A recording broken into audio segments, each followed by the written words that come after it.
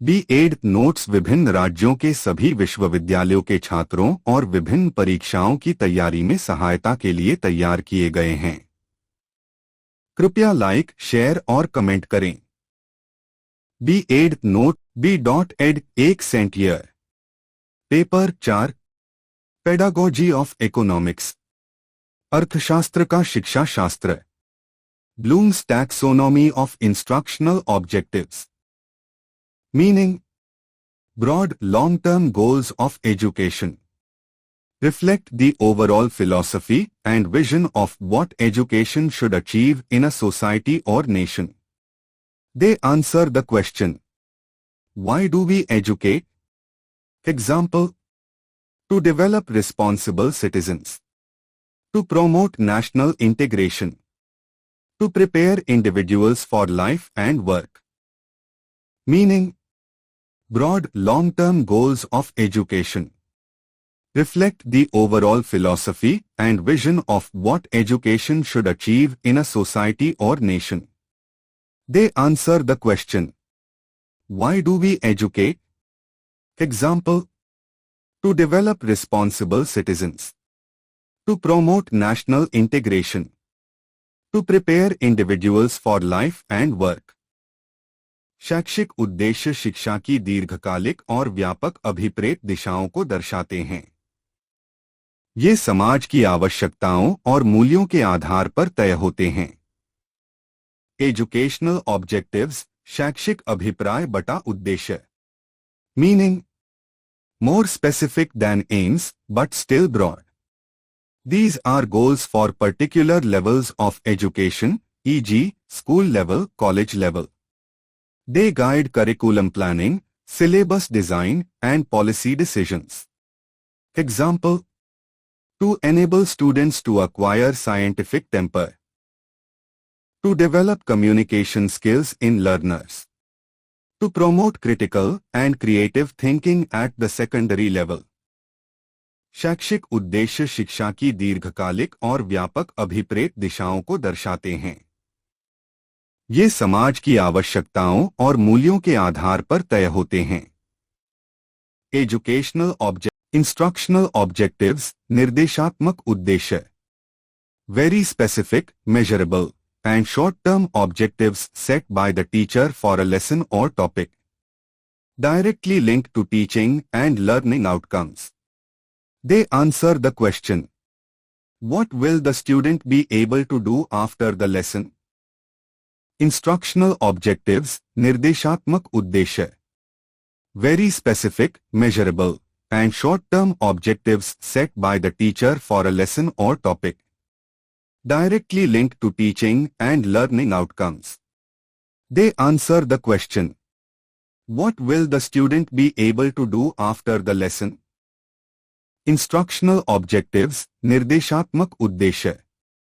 Very specific, measurable. Example: after the lesson, students will be able to define the law of gravity. Students will be able to solve linear equations. Students will be able to describe the process of photosynthesis. Example: after the lesson, students will be able to define the law of gravity. Students will be able to solve linear equations. Students will be able to describe the process of photosynthesis. Though educational aims, educational objectives, and instructional objective, educational aims, शैक्षिक उद्देश्य बटा लक्ष्य। Meaning: these are broad, long-term goals of education. They express the ultimate purpose of education in a society or nation. Focus on the overall development of an individual. Examples: to develop responsible citizens, to prepare individuals for social, moral, and economic life, to promote peace and national integration. Key features: very general in nature, set at the national or philosophical level, not directly measurable. दो educational objectives, शैक्षिक अभिप्राय बटा उद्देश्य। Meaning: these are more specific than aims. They describe what learners should achieve at different stages of education, primary, secondary, etc. Help in planning curriculum and educational programs. Examples: to develop scientific thinking among students, to improve communication and language skills, to build decision-making and problem-solving abilities. Key features derived from educational aims. More focused and grade-level specific. Helpful in curriculum development. 3 instructional objectives निर्देशात्मक उद्देश्य. Meaning, these are very specific, short-term goals set by a teacher for a particular lesson or topic. They define exactly what a student should be able to do after instruction. Always measurable and observable. 3 instruction examples. Students will be able to define photosynthesis. Students will solve 5 problems on linear equations. Students will list 3 causes of World War. Key features. Most specific of the 3. Used in lesson planning and teaching. Always student-centered and action-based. Example: comparison table.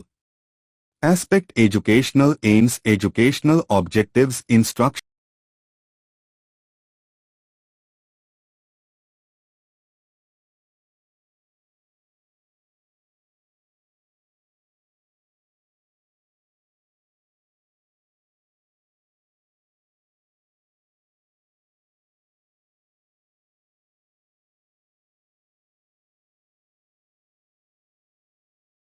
Summary.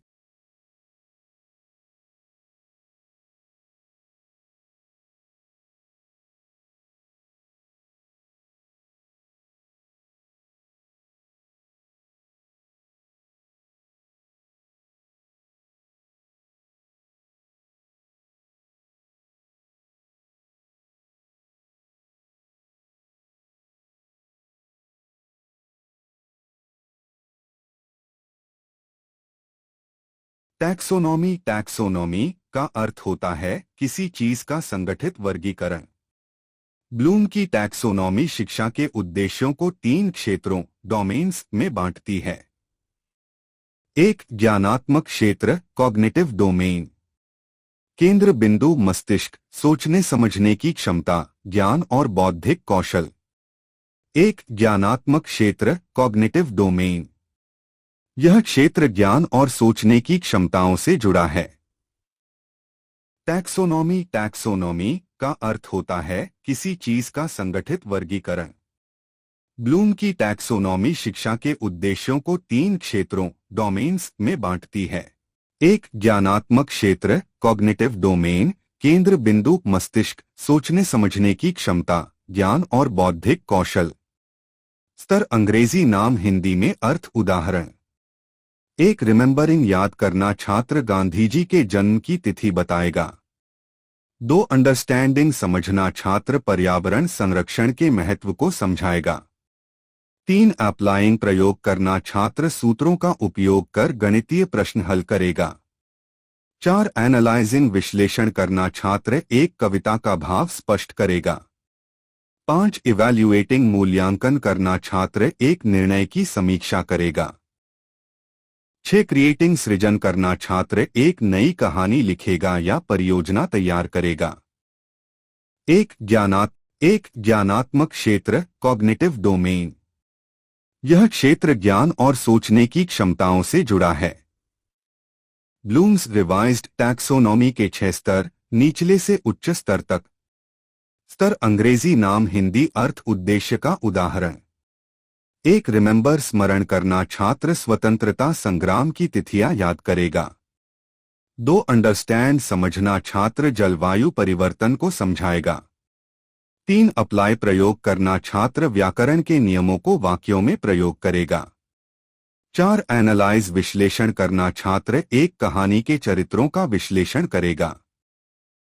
5. Evaluate मूल्यांकन करना छात्र किसी सामाजिक नीति का मूल्यांकन करेगा. 6 create सृजन करना छात्र एक निबंध या वैज्ञानिक मॉडल बनाएगा। 1 ज्ञानात्मक क्षेत्र 2 भावनात्मक क्षेत्र अफेक्टिव डोमेन। यह क्षेत्र भावनाओं, मूल्यों और दृष्टिकोण से जुड़ा है। स्तर अंग्रेजी नाम हिंदी अर्थ उदाहरण। 1 रिसीविंग ग्रहण करना छात्र ध्यानपूर्वक शिक्षक की बात सुनेगा। 2 रिस्पॉन्डिंग प्रतिक्रिया देना छात्र समूह गतिविधि में भाग लेगा। 3 वैल्यूइंग मूल्य देना छात्र अनुशासन और समय की कीमत समझेगा। 4 ऑर्गेनाइजिंग संगठन करना छात्र अपने विचारों और मूल्यों को व्यवस्थित करेगा। 5 कैरेक्टराइजिंग आत्मसात करना छात्र ईमानदारी को अपने आचरण में लाएगा। निष्कर्ष कंक्लूजन। ब्लूम्स टैक्सोनॉमी शैक्षिक और निर्देशात्मक उद्देश्यों को इस तरह वर्गीकृत करता है कि शिक्षक उन्हें योजना, शिक्षण और मूल्यांकन में प्रभावी रूप से प्रयोग कर सकें। यह टैक्सोनॉमी छात्रों के बौद्धिक, भावनात्मक और शारीरिक विकास के लिए एक संपूर्ण मार्गदर्शिका प्रदान करती है। 4 taxonomy of objectives in affective domain. भावनात्मक क्षेत्र अफेक्टिव डोमेन के उद्देश्यों की टैक्सोनॉमी। परिभाषा डेफिनेशन। अफेक्टिव डोमेन उस क्षेत्र से संबंधित है जो छात्रों के भावनात्मक पक्ष जैसे रुचियां इंटरेस्ट्स, दृष्टिकोण एटीट्यूड्स, मूल्य वैल्यूज, भावनाएं इमोशंस और व्यवहार बिहेवियर्स पर केंद्रित होता है। इसका उद्देश्य है कि विद्यार्थी सिर्फ जानकारी न याद रखें बल्कि उस पर भावनात्मक प्रतिक्रिया दें और उसे अपने जीवन में आत्मसात करें। ब्लूम और क्राथवोल द्वारा दिए गए 5 स्तर। 5 classified the educational objectives of Bloom's. परिभाषा डेफिनेशन। अफेक्टिव डोमेन 2 भावनात्मक क्षेत्र अफेक्टिव डोमेन। यह क्षेत्र भावनाओं, मूल्यों और दृष्टिकोणों से संबंधित है। 5 स्तर लेवल्स। 3 क्रियात्मक क्षेत्र साइकोमोटर डोमेन। यह क्षेत्र शारीरिक गतिविधियों और कौशलों से संबंधित है। यह क्षेत्र ब्लूम ने स्वयं नहीं विकसित किया, लेकिन बाद में सिम्पसन और डेव जैसे विद्वानों ने इसका विस्तार किया। 7 स्तर सिम्पसन के अनुसार। ब्लूम्स टैक्सोनॉमी तीनों क्षेत्रों का सारांश समरी टेबल। 2 भावनात्मक क्षेत्र अफेक्टिव डोमेन। ब्लूम और क्राथवोल द्वारा दिए गए 5 स्तर। स्तर अंग्रेजी नाम हिंदी अर्थ उद्देश्य का उदाहरण। 1 रिसीविंग ग्रहण करना छात्र शिक्षक की बात ध्यानपूर्वक सुनेगा। 2 रिस्पॉन्डिंग प्रतिक्रिया देना छात्र समूह चर्चा में सक्रिय रूप से भाग लेगा। 3 वैल्यूइंग मूल्य देना छात्र स्वच्छता को एक मूल्य के रूप में स्वीकार करेगा। 4 ऑर्गेनाइजिंग संगठन करना छात्र अपने व्यक्तिगत मूल्यों को समाज के मूल्यों से समायोजित करेगा। 5 कैरेक्टराइजिंग व्यक्तित्व में समाहित करना छात्र सत्यता और ईमानदारी को अपने जीवन का हिस्सा बनाएगा। ब्लूम और क्राथवोल द्वारा दिए गए 5 स्तर। स्तर अंग्रेजी नाम हिंदी अर्थ उद्देश्य का उदाहरण। 1 receiving 5 classified the educational objectives of Bloom's. Bloom's taxonomy के अनुसार शैक्षिक उद्देश्यों का वर्गीकरण इन हिंदी। बेंजामिन ब्लूम ने 1956 में शैक्षिक उद्देश्यों को 3 मुख्य क्षेत्रों डोमेन्स में वर्गीकृत किया। 1 ज्ञानात्मक क्षेत्र कॉग्निटिव डोमेन। यह क्षेत्र ज्ञान नॉलेज और बौद्धिक कौशल इंटेलेक्चुअल स्किल्स से संबंधित है। 6 स्तर लेवल्स सरल से जटिल की ओर। क्रमांक अंग्रेजी नाम हिंदी अर्थ उदाहरण। 1 रिमेंबरिंग याद रखना बटा स्मरण छात्र स्वतंत्रता संग्राम की तिथियां बताएगा। 2 अंडरस्टैंडिंग समझना छात्र प्रदूषण के कारणों को अपने शब्दों में समझाएगा। 3 अप्लाइंग लागू करना छात्र गणित के सूत्रों को समस्याओं में उपयोग करेगा। 4 एनालाइजिंग विश्लेषण करना छात्र किसी कविता की पंक्तियों का विश्लेषण करेगा। 5 इवैल्यूएटिंग मूल्यांकन करना छात्र एक सामाजिक नीति की समीक्षा करेगा। 6 क्रिएटिंग सृजन करना छात्र एक कहानी या वैज्ञानिक मॉडल बनाएगा। 2 भावनात्मक क्षेत्र अफेक्टिव डोमेन। यह क्षेत्र भावनाओं, मूल्यों और दृष्टिकोणों से संबंधित है। 5 स्तर लेवल्स। क्रमांक अंग्रेजी नाम हिंदी अर्थ उदाहरण। 1 रिसीविंग ग्रहण करना छात्र शिक्षक की बात ध्यान से सुनेगा। 2 रिस्पॉन्डिंग प्रतिक्रिया देना छात्र समूह चर्चा में भाग लेगा। 3 वैल्यूइंग मूल्य देना छात्र पर्यावरण की रक्षा को महत्व देगा। 4 ऑर्गेनाइजिंग संगठन करना छात्र अपने मूल्यों को व्यवस्थित करेगा। 5 कैरेक्टराइजिंग आत्मसात करना छात्र ईमानदारी को जीवन में अपनाएगा। 2 भावनात्मक क्षेत्र अफेक्टिव डोमेन। यह क्षेत्र भावनाओं, मूल्यों और दृष्टिकोणों से संबंधित है। 5 स्तर लेवल्स। क्रमांक अंग्रेजी नाम हिंदी अर्थ उदाहरण। 1 रिसीविंग ग्रहण करना छात्र शिक्षक। 3 क्रियात्मक क्षेत्र साइकोमोटर डोमेन। क्रमांक अंग्रेजी नाम हिंदी अर्थ उदाहरण। 1 परसेप्शन संवेदन छात्र उपकरणों को देखकर उनकी पहचान करेगा। 2 सेट तैयारी छात्र प्रयोग शुरू करने से पहले तैयारी करेगा। 3 गाइडेड रिस्पॉन्स निर्देशित प्रतिक्रिया छात्र शिक्षक की मदद से चित्र बनाएगा। 4 मैकेनिज्म यांत्रिकता छात्र स्वत चित्र बनाएगा। 5 कॉम्प्लेक्स ओवर्ट रिस्पॉन्स जटिल कौशल छात्र सुंदर और सटीक चित्र बनाएगा। 6 एडेप्टेशन अनुकूलन छात्र नई शैली के अनुसार चित्रण करेगा। 7 ओरिजिनेशन सृजन छात्र नई तकनीक से कला का विकास करेगा। ब्लूम्स टैक्सोनॉमी तीनों क्षेत्रों का सारांश समरी टेबल। क्षेत्र ध्यान केंद्रित स्तरों की संख्या प्रमुख उद्देश्य। ज्ञानात्मक कॉग्निटिव बौद्धिक क्षमता 6 याद करना समझना लागू करना विश्लेषण मूल्यांकन सृजन। भावनात्मक अफेक्टिव दृष्टिकोण भावना 5 ग्रहण करना प्रतिक्रिया देना मूल्य देना संगठन आत्मसात। क्रियात्मक साइकोमोटर शारीरिक कौशल 7 संवेदन तैयारी निर्देशित क्रिया यांत्रिकता जटिल क्रिया अनुकूलन सृजन। अर्थशास्त्र शिक्षण के उद्देश्य the objectives of teaching economics व्यवहारात्मक शब्दों में इन बिहेवियरल टर्म्स। व्यवहारात्मक उद्देश्यों बिहेवियरल ऑब्जेक्टिव्स का अर्थ।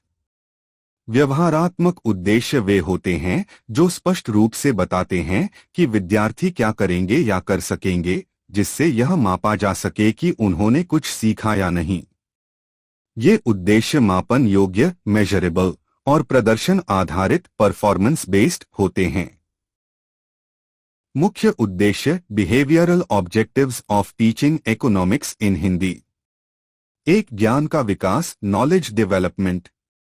उद्देश्य छात्र अर्थशास्त्र से संबंधित प्रमुख अवधारणाओं और सिद्धांतों को पहचान सकेगा और परिभाषित कर सकेगा।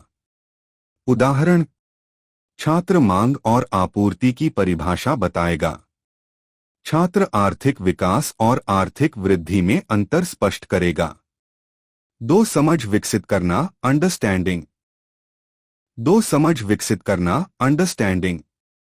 उद्देश्य छात्र आर्थिक अवधारणाओं को अपने शब्दों में समझा सकेगा। उदाहरण छात्र मुद्रास्फीति के प्रभाव को समझाएगा। छात्र कर और गैरकर राजस्व के बीच अंतर बताएगा। 3 अनुप्रयोग एप्लीकेशन। उद्देश्य छात्र आर्थिक सिद्धांतों को वास्तविक जीवन की स्थितियों पर लागू कर सकेगा। उदाहरण छात्र किसी वस्तु की कीमत में वृद्धि होने पर उपभोक्ता व्यवहार की व्याख्या करेगा। छात्र बजट निर्माण के सिद्धांतों को दैनिक जीवन में प्रयोग करेगा। 3 अनुप्रयोग एप्लीकेशन। उद्देश्य छात्र आर्थिक सिद्धांतों को वास्तविक 4 विश्लेषणात्मक क्षमता एनालिटिकल स्किल। उद्देश्य छात्र आर्थिक डाटा और परिस्थितियों का विश्लेषण कर सकेगा। उदाहरण छात्र भारत की जनसंख्या वृद्धि और बेरोजगारी दर का विश्लेषण करेगा। छात्र विभिन्न आर्थिक नीतियों 5 मूल्यांकन क्षमता इवैल्यूएशन स्किल। उद्देश्य छात्र विभिन्न आर्थिक विकल्पों और नीतियों का आलोचनात्मक मूल्यांकन कर सकेगा। उदाहरण छात्र सरकारी बजट की नीतियों की समीक्षा करेगा। छात्र निजीकरण की नीति के पक्ष और विपक्ष में तर्क देगा। 6 सृजनात्मकता क्रिएटिविटी। उद्देश्य छात्र अपनी आर्थिक समझ के आधार पर नवीन विचार प्रस्तुत कर सकेगा। उदाहरण छात्र किसी आर्थिक समस्या के समाधान के लिए सुझाव देगा। छात्र अपने क्षेत्र में बेरोजगारी को दूर करने की योजना तैयार करेगा। 7 मूल्य एवं दृष्टिकोण विकास वैल्यू एटीट्यूड फॉर्मेशन। उद्देश्य छात्र आर्थिक निर्णयों के प्रति उत्तरदायी दृष्टिकोण अपनाएगा और सामाजिक न्याय, समानता एवं बचत जैसी मूल्यों को समझेगा। उदाहरण छात्र कर भुगतान को अपना नागरिक कर्तव्य मानेगा। छात्र संसाधनों के संरक्षण के लिए जागरूकता दिखाएगा। सारांश समरी टेबल। उद्देश्य का प्रकार व्यवहारात्मक क्रियाएं एक्शन वर्ब्स। उदाहरण ज्ञान बताएगा, परिभाषित करेगा। छात्र जीडीपी की परिभाषा बताएगा। समझ समझाएगा, स्पष्ट करेगा। छात्र मुद्रास्फीति के प्रभाव को समझाएगा। प्रयोग लागू करेगा, उपयोग करेगा। छात्र मांग के नियम को उदाहरण द्वारा समझाएगा। विश्लेषण विश्लेषण करेगा, तुलना करेगा। छात्र बेरोजगारी दर का विश्लेषण करेगा। मूल्यांकन मूल्यांकन करेगा, तर्क देगा। छात्र सरकारी नीति की समीक्षा करेगा। सृजन योजना बनाएगा, सुझाव देगा। छात्र आर्थिक समस्या का समाधान सुझाएगा। दृष्टिकोण अपनाएगा, व्यवहार करेगा। छात्र कर भुगतान को कर्तव्य मानेगा। निष्कर्ष कंक्लूजन। अर्थशास्त्र के शिक्षण का उद्देश्य केवल छात्रों को जानकारी देना नहीं है, बल्कि उन्हें सोचने, समझने, लागू करने और नैतिक रूप से निर्णय लेने के लिए तैयार करना है। व्यवहारात्मक उद्देश्यों के जरिए यह स्पष्ट किया जाता है कि छात्र कक्षा के अंत में क्या कर सकेंगे, जिससे शिक्षण अधिक लक्ष्य आधारित और प्रभावशाली बनता है। 2 Robert millers approach. Robert millers approach एक बहुचर्चित शैक्षणिक विधि है जो लैंग्वेज लर्निंग भाषा अधिगम के क्षेत्र में उपयोग होती है, विशेषकर English as a second language ESL सिखाने में। यदि आप रॉबर्ट मिलर्स अप्रोच के बारे में हिंदी में विस्तार से जानना चाहते हैं तो पहले यह स्पष्ट कर लें कि इस नाम से कोई अत्यधिक प्रसिद्ध अकादमिक रूप से मान्य शैक्षिक दृष्टिकोण नहीं है, जैसा कि नोम चोम्स्की, स्टीफन क्रशेन या B.F. स्किनर के संदर्भ में होता है। हालांकि कुछ संदर्भों में रॉबर्ट मिलर्स अप्रोच को साहित्यिक या संवाद आधारित अध्ययन से जोड़ा जाता है, विशेषकर इंटरैक्टिव लर्निंग और एक्सपीरियंशियल लर्निंग के साथ। यदि आप किसी विशेष संदर्भ की बात कर रहे हैं, जैसे कोई पुस्तक, शोधपत्र या स्कूल पाठ्यक्रम, तो कृपया स्पष्ट करें। तब तक मैं एक सामान्य शैक्षिक परिप्रेक्ष्य में रॉबर्ट मिलर के दृष्टिकोण को समझाने की कोशिश करता हूं। 2 रॉबर्ट मिलर्स अप्रोच हिंदी में विस्तृत विवरण। 1 मुख्य विशेषताएं की फीचर्स। 1 संवादात्मक अधिगम इंटरैक्टिव लर्निंग। रॉबर्ट मिलर का दृष्टिकोण यह मानता है कि विद्यार्थी सीखने की प्रक्रिया में सक्रिय भागीदारी करें। शिक्षक केवल ज्ञान देने वाला नहीं होता, बल्कि एक सुविधादाता फैसिलिटेटर होता है। रॉबर्ट मिलर्स अप्रोच हिंदी में विस्तृत विवरण। 1 मुख्य विशेषताएं की फीचर्स। 1 संवादात्मक अधिगम। 2 अनुभवात्मक अधिगम एक्सपीरियंशियल लर्निंग। विद्यार्थी को वास्तविक जीवन के अनुभव के माध्यम से सीखने का अवसर दिया जाता है, जैसे role play, drama, discussions, interviews आदि। 3 आलोचनात्मक सोच क्रिटिकल थिंकिंग। यह दृष्टिकोण केवल रटने पर जोर नहीं देता, बल्कि विद्यार्थी को सोचने, विश्लेषण करने और प्रश्न पूछने के लिए प्रेरित करता है। 4 साहित्य आधारित अधिगम लिटरेचर बेस्ड लर्निंग। कई बार यह दृष्टिकोण साहित्य, कहानियों या संवादों पर आधारित होता है, जिससे भाषा कौशल लिसनिंग, स्पीकिंग, रीडिंग, राइटिंग का विकास होता है। 4. साहित्य आधारित अधिगम लिट 2. शिक्षण की प्रक्रिया टीचिंग मेथडोलॉजी। चरण विवरण 1. प्रस्तुति प्रेजेंटेशन। शिक्षक विषय को एक कहानी, चित्र या दृश्य के माध्यम से प्रस्तुत करता है। 2. भागीदारी पार्टिसिपेशन। विद्यार्थी गतिविधियों में भाग लेते हैं, जैसे कि जोड़ी कार्य, पेयर वर्क, समूह चर्चा आदि। 3. अभ्यास प्रैक्टिस। विद्यार्थी सीखी गई भाषा या विचारों का अभ्यास करते हैं, बोले या लिखें। 4. प्रतिक्रिया फीडबैक। शिक्षक व्यक्तिगत और सामूहिक प्रतिक्रिया देता है। 5. अनुप्रयोग एप्लीकेशन। विद्यार्थी सीखी गई चीजों को वास्तविक जीवन की परिस्थितियों में लागू करने की कोशिश करते हैं। 2. शिक्षण की प्रक्रिया टीचिंग मेथडोलॉजी। चरण विवरण 3. लाभ बेनिफिट्स। भाषा अधिगम में रुचि बढ़ती है, आत्मविश्वास बढ़ता है, सामाजिक कौशल विकसित होते हैं, विद्यार्थी अधिक स्वतंत्र और रचनात्मक बनते हैं। 4. सीमाएं लिमिटेशंस। सभी विद्यालयों में इसे लागू करना कठिन हो सकता है। शिक्षक को बहुत तैयारी की आवश्यकता होती है। कुछ विद्यार्थी पारंपरिक रटने वाली पद्धति से ही बेहतर सीखते हैं। निष्कर्ष कंक्लूजन। रॉबर्ट मिलर्स अप्रोच एक छात्र केंद्रित लर्नर सेंटर्ड पद्धति है जो भाषा अधिगम को सक्रिय, अनुभवजन्य और आनंददायक बनाती है। यह दृष्टिकोण विद्यार्थियों में व्यावहारिक भाषा कौशल विकसित करने में सहायक होता है। 3.R.C.E.M. अप्रोच। RCEM अप्रोच भारतीय संदर्भ में विकसित एक शैक्षणिक योजना और मूल्यांकन प्रणाली है जिसे regional college of education, Mysore, अब RI मैसूर, ने विकसित किया था। यह दृष्टिकोण शिक्षण उद्देश्यों, मानसिक प्रक्रियाओं और मूल्यांकन को आपस में जोड़कर समग्र अधिगम होलिस्टिक लर्निंग सुनिश्चित करता है। RCEM अप्रोच इन हिंदी विस्तृत रूप से 3.R.C.E.M. अप्रोच। RCEM अप्रोच भारतीय संदर्भ में विकसित एक शैक्षणिक योजना और मूल्यांकन प्रणाली है जिसे regional college of education, Mysore, अब RI मैसूर, ने विकसित किया था। यह दृष्टिकोण शिक्षण उद्देश्यों, मानसिक प्रक्रियाओं और मूल्यांकन को आपस में जोड़कर समग्र अधिगम होलिस्टिक लर्निंग सुनिश्चित करता है। RCEM अप्रोच के अनुसार शिक्षण उद्देश्यों को 3 प्रमुख श्रेणियों में बांटा गया है। 1. ज्ञान नॉलेज। तथ्यों, सिद्धांतों, परिभाषाओं आदि को जानना और याद रखना। उदाहरण विद्यार्थी न्यूटन के गति के नियमों को बताए। 2. समझ अंडरस्टैंडिंग। जानकारी को समझना, अर्थ निकालना, तुलना करना आदि। उदाहरण विद्यार्थी वोल्टता और धारा में अंतर स्पष्ट करे।